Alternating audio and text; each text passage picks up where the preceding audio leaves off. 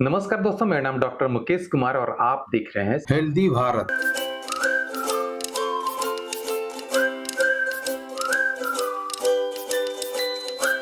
आज इस वीडियो के माध्यम से हम आपको यह बताने वाले हैं कि अगर एमडीआर का दवा आप भी खा रहे हैं और आपको बहुत सारे साइड इफेक्ट हो रहे हैं, खास करके देख लीजिए कि एमडीआर की दवा में बहुत सारे साइड इफेक्ट होते हैं। आज मैं करीबन 10-12 लोगों से बात किया हूं, जिसमें कि तरह-तरह के लोग कमेंट किए हैं वीडियो में भी, और किसी-किसी से मैं बात भी किया हूं। तो उनके द्वारा जो कंप्लेन आया है, उस पे मैं बताना चाहता हूं कि क्या-क्या करना चाहिए। आपका अगर शॉर्टर रेजिमेन चल रहा है, एमडीआर का मेडिसिन में शॉर्टर रेजिमेन जो कि 9 महीने तक चलता है, वह चल रहा है, तो उसमें 7 तरह का दवाइयाँ खिलाई जाती है। पहला तो बेडाक्विलिन, दूसरा एथियोनामाइड, तीसरा क्लोफाजिमिन, चौथा लेवोफ्लॉक्सासिन, पाँचवाँ पायरिडॉक्सिन, छठा आइसोनियाज़ाइड और सातवाँ पायराज़िनामाइड। ये टोटल दवा में से सभी दवा आइसोनियाज़ाइड भी इसलिए खिलाया जाता है क्योंकि वो उसका हाई डोज़ खिलाया जाता है शॉर्टर रेजिमेन में, ठीक है?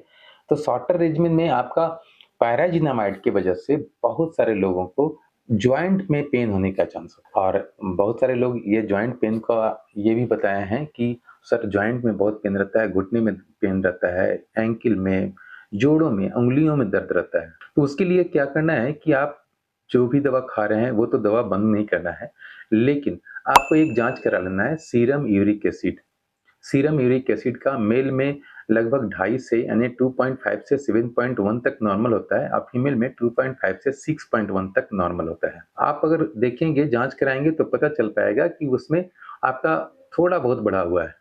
थोड़ा बहुत बढ़ा हुआ तो चलेगा, कोई दिक्कत नहीं है, जॉइंट में पेन हो रहा है तो यूरिक एसिड की वजह से हो रहा है। लेकिन आपका अगर ज़्यादा बढ़ा हुआ है, यानी कि 6.1 से लेकर के 10 है, 9 है, 11 है, 12 है, तो आपको जॉइंट में बहुत ज़्यादा पेन होगा। तो उसके लिए हमें यूरिक एसिड को कम करने के लिए दवाई लेना पड़ेगा जो कि फ्यूरिक 40 FURIC फ्यूरिक 4040 यह आता है। इसे आप ले सकते हैं, सुबह-शाम ले सकते हैं या फिर एक भी डेली ले सकते हैं। लेकिन आपका फ़ॉलो अप टेस्ट ज़रूर कराना है।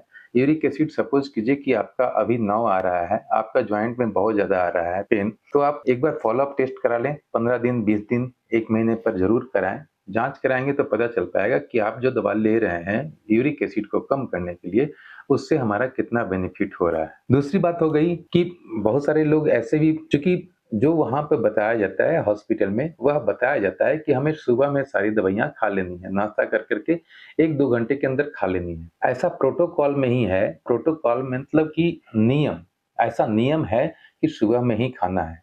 लेकिन बहुत सारे व्यक्ति ऐसे हैं जिनको उनका इम्यूनो सिस्टम कमज़ोर है, तो उन्हें बहुत सारे साइड इफ़ेक्ट हो रहा है। तो ज़रूरी नहीं है कि हम सुबह में ही सारी दवाइयाँ खाएँ। हमें दवाइयाँ का डोज़ को हम सुबह, दोपहर, शाम करके भी खा सकते हैं, और यह मेरे द्वारा सिर्फ नहीं, डब्ल्यूएचओ के गाइडलाइन के अनुसार ही मैं बता रहा हूँ कि आप इसको तोड़-तोड़ के, डोज़ को तोड़ के खा सकते हैं। सपोज़ कीजिए किसी व्यक्ति का 1750 एमजी चल रहा है पैराज़िनामाइड, अब पैराज़िनामाइड की वजह से जॉइंट में पेन हो रही है। तो जॉइंट में पेन हो रहा है तो उसको हम पैराज़िनामाइड का 500 एमजी और 750 एमजी का टैबलेट आता है। तो 1750 एमजी चल रहा है, तो यानी कि 2 टैबलेट आपका 500 एमजी का चल रहा होगा, 1 टैबलेट 750 एमजी का चल रहा होगा।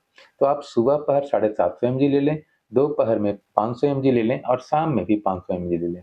बहुत सारे लोगों का ये कन्फ्यूज़न रहता है कि सर हम दवा को 3 बार में करके खाएँगे तो कहीं ऐसा तो नहीं कि हाँ फ़ायदा नहीं करेगा।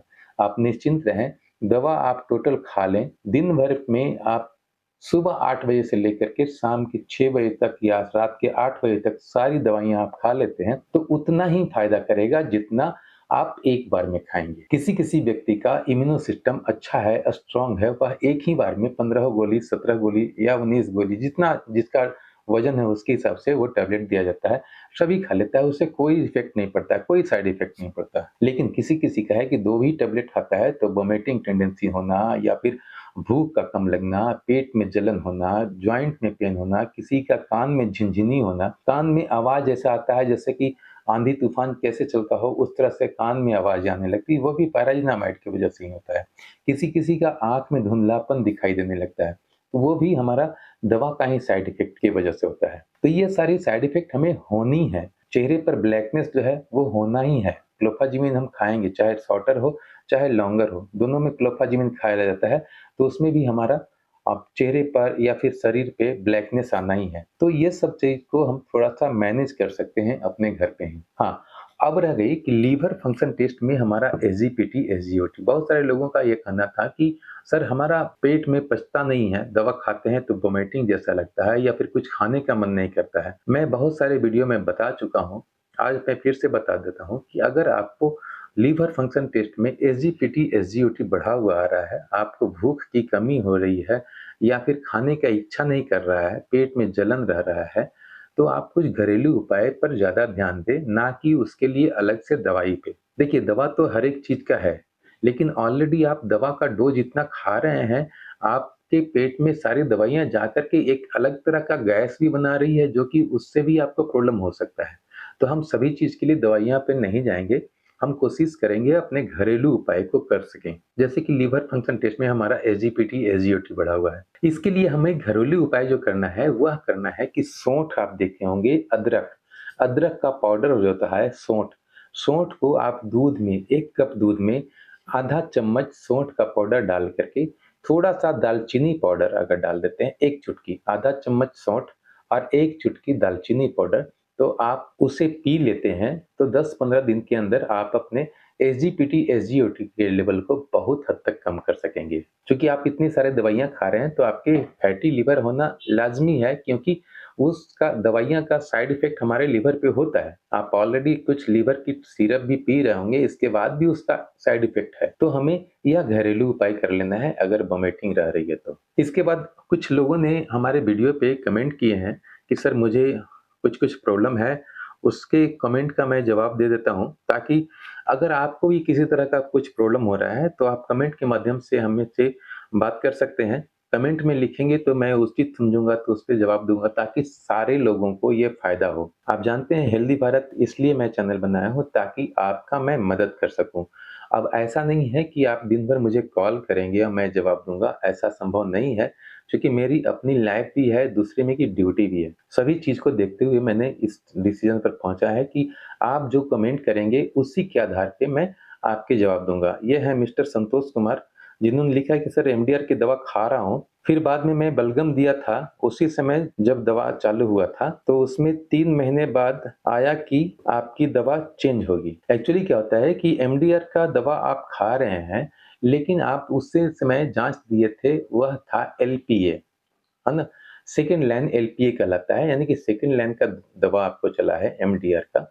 तो सेकंड लाइन एलपीए में आपका यह देखा जाता है कि कहीं हम सेकंड लाइन की जो दवा खा रहे हैं, उसमें से कोई ऐसा तो दवा नहीं है, जो हमें सूट नहीं कर रहा है।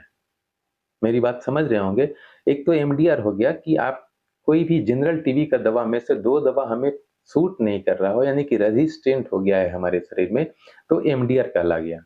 और एमडीआर का दवा खाने के लिए जब स्टार्ट किया आप, उसी समय एलपीए भी जाँच दिया गया। एलपीए जाँच में आपको पाया गया सपोज़ दैट कि आपका लेवोफ्लॉक्सासिन रेज़िस्टेंट है। तो उस समय वो चेंज करेंगे, लेवोफ्लॉक्सासिन बंद कर के दूसरे दवा को वहाँ पे आपको प्रोवाइड किया जाएगा। तो आपको लेवोफ्लॉक्सासिन आपका रेज़िस्टेंट कर सकता है या फिर पैराजिनामाइड भी रेज़िस्टेंट कर सकता है। तो दूसरी दवाइयाँ जैसे कि लेवोफ्लॉक्सासिन हो गया, इसके अलावा और भी इंजेक्टेबल ड्रग होता है या फिर क्लोफाजिमिन हो गया, एथेनोमाइड हो गया, बहुत सारी और भी दवाइयाँ हैं, वह अगर आपके शरीर में रेज़िस्टेंट कर जाती है, तो आपको दवा चेंज कर दिया जाता है और उसके हिसाब से आपको फिर से हो सकता है कि आपको अगर लॉन्गर चल रहा होगा, तो लॉन्गर में ही ठीक होगा, अगर शॉर्टर चल रहा होगा, तो आपको फिर लॉन्गर में कन्वर्ट किया जाएगा।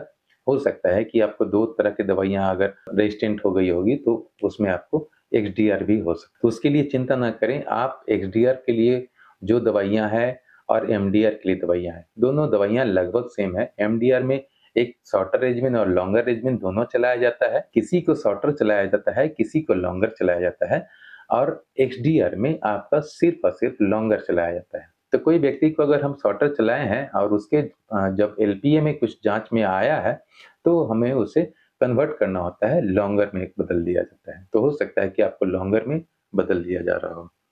इसके बाद जो दूसरा कमेंट आया है वह है सर मेरी एज 24 है, मुझे एमडीआर टीबी डिटेक्ट हुआ है। ट्रीटमेंट स्टार्ट किए हुए 3 दिन हुए हैं। मैं ट्रीटमेंट सब सही से लूँगी बट ये दोबारा कैसे हो जाती है? मुझे यह पूरी तरह ठीक करना है, क्या हो पाएगी?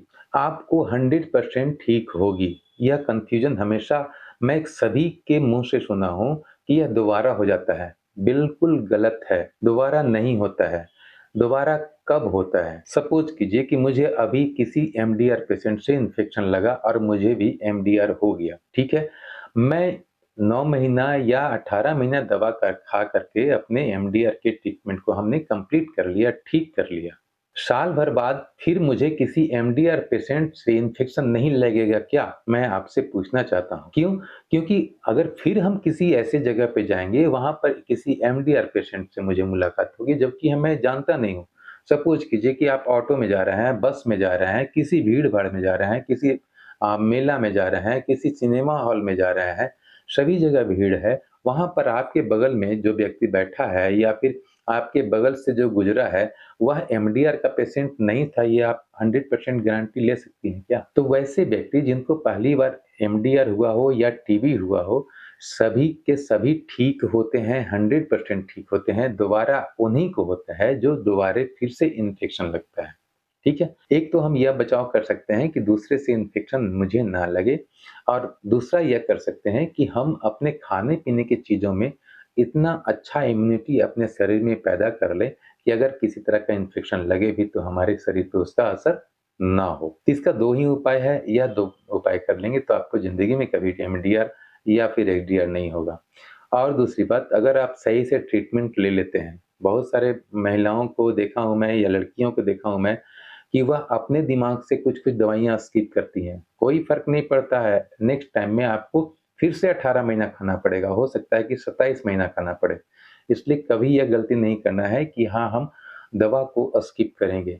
बहुत सी लड़कियों के मुँह से मैं सुना हूँ कि सर क्लोफाज़िमिन नहीं खाएँगे तो क्या होगा? इसका मतलब कहीं न कहीं उसके दिमाग में ये चल रहा है कि हमारा चेहरा जो काला हो रहा है या शरीर काला हो रहा है, वह क्लोफाज़िमिन की वज़ह से हो रहा है, उसको हम बंद कर देंगे तो होगा कुछ नहीं, आने वाले दिन में फिर से हो जाएगा, ये भी गारंटी है। इसलिए आप अपने मन से कोई भी दवा बंद ना करें। बीच-बीच में कभी-कभी कुछ-कुछ दवाइयाँ की शॉर्टेज हो जाती है, तो वह शॉर्टेज के लिए हम लोग कुछ नहीं कर सकते हैं, बाहर से दवा भी नहीं मिल पाती है, तो वह नौबत नहीं आए, यह भारत सरकार और स्टेट गवर्नमेंट भी ध्यान रखती है। लेकिन इन द सेंस कि अभी हो ही गया ऐसा, तो अगर हम पहले से भी छोड़े हुए हैं और फिर बीच में कोई और दूसरा दवा भी मुझे नहीं मिला तो क्या होगा? आने वाले दिन में फिर से होगा तो हो सकता है एमडीआर की जगह पर एक्सडीआर हो, एक्सडीआर की जगह पर टीडीआर हो। तो ऐसा गलती हम ना करेंगे कि किसी दवा को हम स्किप करें और ये 100% ठीक होता है, यह 100% गारंटीड है, बशर्ते कि आप सभी दवाइयाँ सही से खा रहे हों। उसके बाद एक और व्यक्ति हैं जिनका यह था 3 साल पहले 2021 में मेरा मुझे बलगम में ब्लड आया तो मैंने प्राइवेट से दिखाया, रिपोर्ट नेगेटिव आया। उन्होंने ट्रीटमेंट 8 महीना टीबी का चलाया। वापस 3 साल बाद मुझे ब्लड आया और रिपोर्ट में एमडीआर आ गया है। सर, जिस समय आपको फर्स्ट टाइम हुआ था 3 साल पहले, उस समय भी टीबी हुआ था। आपका इम्यून सिस्टम उतना ज़्यादा मजबूत नहीं हो पाया था, जिसके कारण आपको फिर किसी एमडीआर पेशेंट से इन्फेक्शन लगा और आपको पुनः हो गया। सिंपल मैं एक बात पूछता हूँ, क्या किसी व्यक्ति को अगर पैर टूट जाता है, उसे हम प्लास्टर करा कर के फिर से पैर को जोड़ लेते हैं। नो डाउट ठीक हो जाता है, 100% ठीक हो जाता है। क्या वह दोबारा पैर नहीं टूटेगा? अगली बार चोट लगेगा तब फिर टूटेगा। हो सकता है कि वहीं पर टूटे क्योंकि वहाँ पर कमज़ोर होता है। तो एक तो आपको पहले से टीबी था, आपने दवा खाया, दवा खा कर के टीबी की बीमारी को तो ठीक कर लिया, बीच में 1 महीने बाद, 2 महीने बाद या साल भर बाद हो सकता है कि आप ऐसे कम्युनिटी में गए होंगे जहाँ पर किसी एमडीआर पेशेंट के साथ आपकी अनजाने में मुलाकात हुई होगी। हो सकता है कि वहाँ से आपको फिर से दोबारा आपको इन्फेक्शन लगा है। इन्फेक्शन लगने का बहुत सारे चांस होते हैं, बहुत सारे क्राइटेरिया होते हैं। इसमें सबसे अच्छा यही है कि आप अपने शरीर का इम्यूनो सिस्टम को मजबूत करें। इम्यूनो सिस्टम को मजबूत करने के लिए हमें प्रोटीन लेना ज़रूरी है, मल्टीविटामिन वगैरह लेना ज़रूरी है। इसके साथ-साथ लीवर के लिए हरी सब्जियाँ को खाना ज़रूरी है। ये सारे चीज़ पर जब आप ध्यान देंगे ना, तो आप अगर टीबी के मरीज़ हैं भी, तो जब ठीक होंगे ना, तो पहले से बेहतर आप महसूस करेंगे जब आप टीवी के पहले थे, उससे ज़्यादा आप महसूस करेंगे कि मैं अब हूँ। अगर आप खाने-पीने पर सही से ध्यान देंगे तो। सभी चीज़ हमारे इम्यूनो सिस्टम पर डिपेंड करता है कि अगर हमारा इम्यूनो सिस्टम कमज़ोर है, तो हमें कभी भी हो सकता है। लेकिन यह कतई नहीं समझें कि हमें एक बार पहले हुआ था, इस कारण दोबारा हुआ, ऐसा नहीं है। वह सिर्फ़ और सिर्फ़ इसी की वजह से है कि क्योंकि एक बार जब पहले हुआ था आपका तो इम्यून सिस्टम कमज़ोर हो गया, आप उसको मजबूत नहीं बना पाए, दोबारा फिर से आपको इन्फेक्शन लगा और फिर से आप एमडीआर में कन्वर्ट हो गए, ठीक है? आपके क्वेश्चन का भी जवाब मैं दे दिया।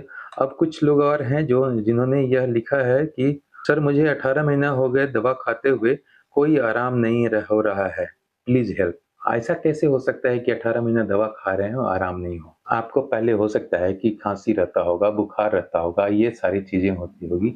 वह सब आराम हो गया, अभी जो आप दवाई खा रहे हैं ना, इसके साइड इफ़ेक्ट से आपको लग रहा है कि आराम नहीं हो रहा है। क्योंकि आपका फ़ॉलो-अप टेस्ट हुआ होगा, फ़ॉलो-अप टेस्ट में हमेशा जब रिपोर्ट आता है, तो हमेशा जब भी रिपोर्ट आता है, तो ज़रूरी नहीं है कि आपको इन्फॉर्म किया जाए कि रिपोर्ट में क्या आया।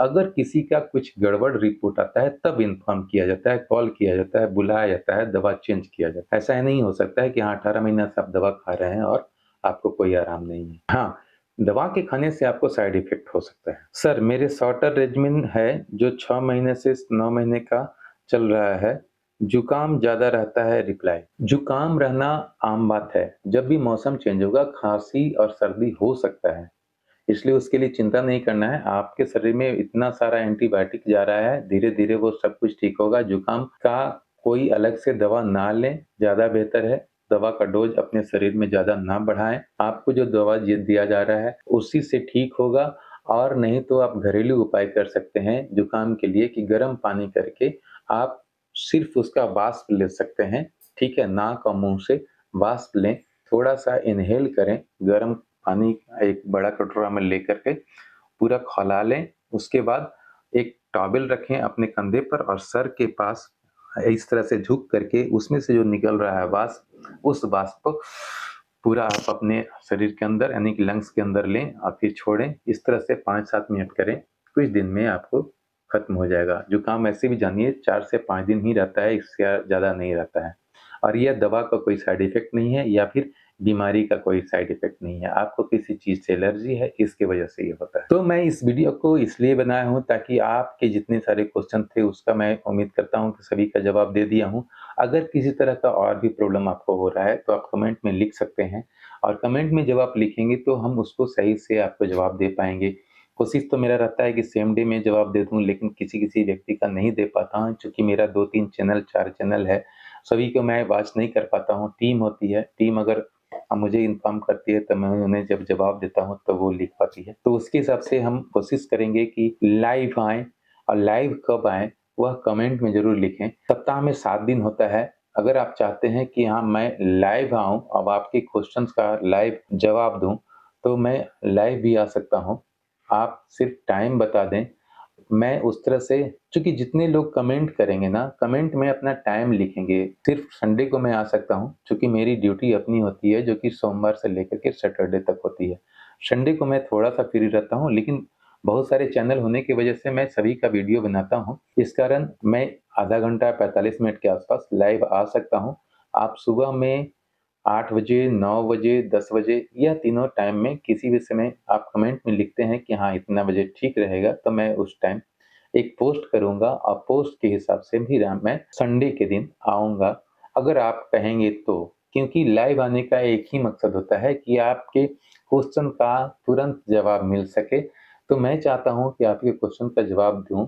लाइव कितने बजे आना है, कितने बजे लोग सुबह में या फिर 9 बजे या 10 बजे या 8 बजे कमेंट में लिखें, उसके हिसाब से मैं मैनेज करता हूँ। और जिस दिन मुझे लाइव आना होगा, जिस संडे को लाइव आना होगा, मैं एक पोस्ट करूँगा कि मैं अगले संडे को इतने तारीख को लाइव इतने बजे आ रहा हूँ, आपके कमेंट को देख कर के ही। इसलिए कमेंट में आप टाइम ज़रूर लिखें, 8, 9, 10 या 3 सुबह का जो 3 घंटा है, इसी 3 घंटा में मैं आ सकता हूँ, क्योंकि और भी दूसरे चैनल पे लाइव मुझे जाना होता है। तो आप इस 3 घंटे को मैनेज करें और देखें और कमेंट में लिखें तो मैं लाइव आकर के आपके क्वेश्चन का जवाब दे सकूँ। उम्मीद है वीडियो अच्छा लगा होगा, वीडियो से अच्छा लगा है तो वीडियो को लाइक करें, सब्सक्राइब करें, अगर चैनल पर नए हैं तो TB, MDR TB, XDR TB और टीडीआर टीबी सारे टीबी के ट्रीटमेंट में हो रहे साइड इफ़ेक्ट के बारे में अपडेट जितना आते रहेगा, आप जितने कमेंट करते रहेंगे, उसके हिसाब से हम आपको वीडियो के रूप में प्रोवाइड करते रहेंगे।